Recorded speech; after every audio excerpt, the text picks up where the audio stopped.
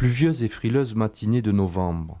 À la Claparède, petit hameau de la commune de Laval-Roquesaisière, niché dans une vallée du sud Aveyron, nous avons rendez-vous avec Léonard.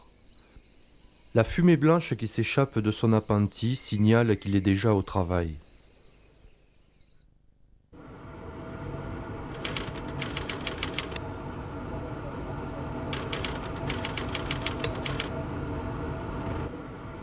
Ce jour-là, Hervé, Michel, Pierre, Louis, Bernard et bien d'autres, à un manège parfaitement réglé, ont apporté les fruits de l'année pour les distiller.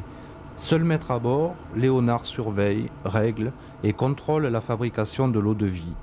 Tous les ans, la distillation est l'occasion de se réunir, se revoir, discuter des choses et d'autres, de la famille, du pays.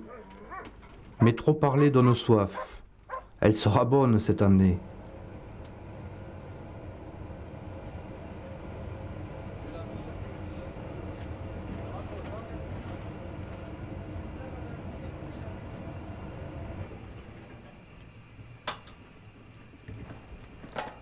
Mais place au travail. Hervé porte ses sacs à Thierry, le fils de Léonard, qui s'occupe de la réception et du remplissage des vases. L'alambic est une sorte d'énorme autocuiseur composé de 3 vases. Chacun d'eux est chargé de fruits, ici du marc de raisin.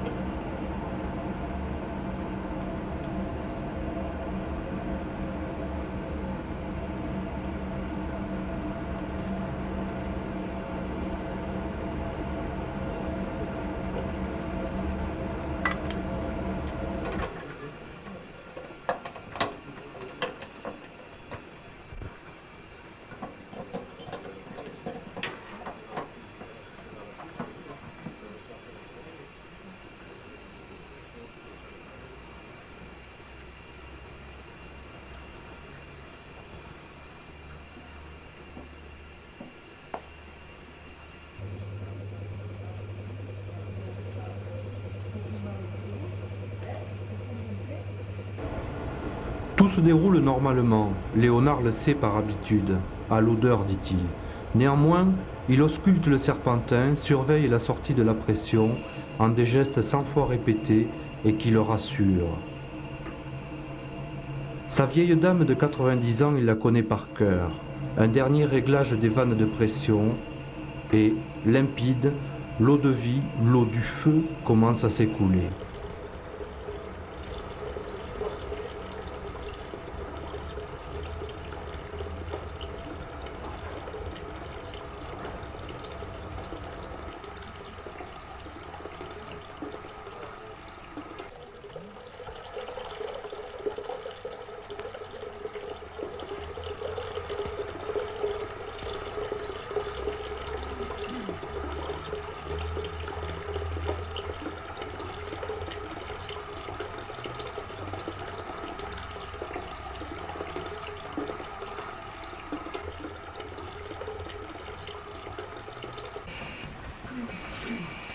Allez, là c'est fini.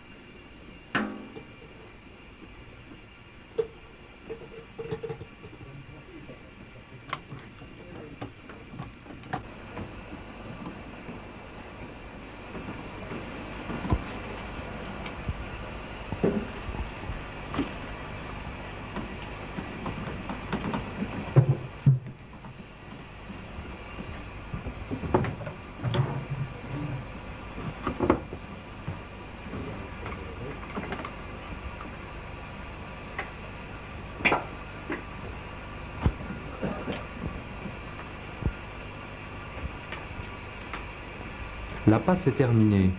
C'est Léonard qui en bas a donné le signal en ouvrant la vanne de vidange. Les déchets s'échappent dans l'égout, tandis qu'en haut Thierry sort un à un les filtres.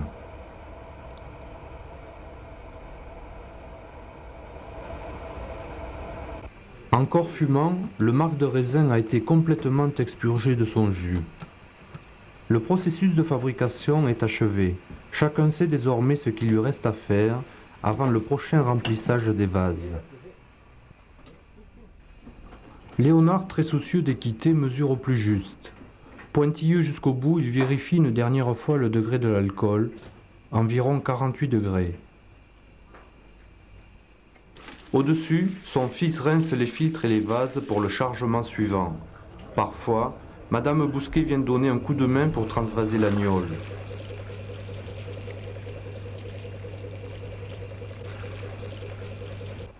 Léonard, retourné à son pupitre, remplit les indispensables laissez-passer.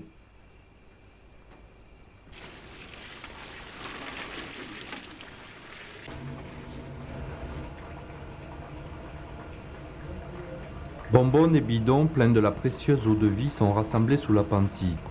Mais il est interdit de les emporter avant 18 heures. La loi en a décidé ainsi. Il y a eu encore du mât, moins courant, de la cerise, mais aussi de la prune et de la poire.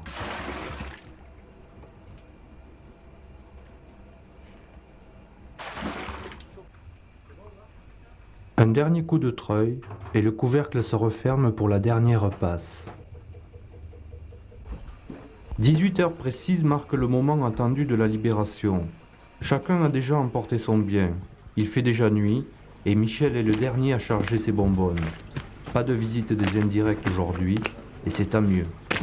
L'alambic refroidi, nettoyé, peut se reposer jusqu'au lendemain matin.